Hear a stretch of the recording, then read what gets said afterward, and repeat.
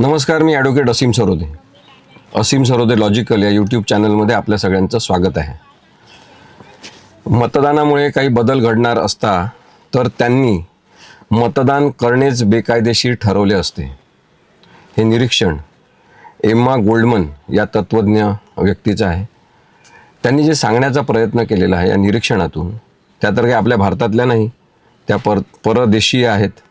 त्यांच्या देशामध्ये सुद्धा अशाच प्रकारची परिस्थिती निर्माण झाली असेल, म्हणून त्यांनी हे वाक्य एक विचार म्हणून सांगण्याचा प्रयत्न केला की मतदानामुळे काही बदल घडणार असताच तर त्यांनी मतदानच बेकायदेशीर ठरवलं असतं. पण त्यांनी अजून तसं केलं नाही.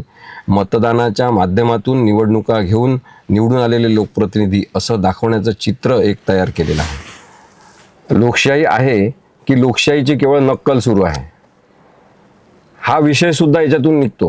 आणि त्यामुळे आपल्याला हा विचार करत राहिलं पाहिजे की मतदान प्रामाणिक निपक्ष झालं पाहिजे.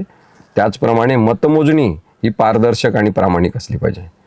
केवळ मतदान म्हणजे लोकशाही नाही, तर प्रत्यक्ष होणारी मतमोजणी प्रामाणिक आणि पारदर्शक असणं, याच्यातून खरी लोकशाही अस्तित्वात येणार आहे. नाहीतर मग मतदानामुळे काही बदल घडणार नाही.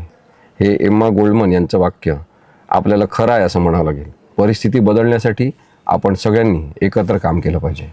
After all, it's logical.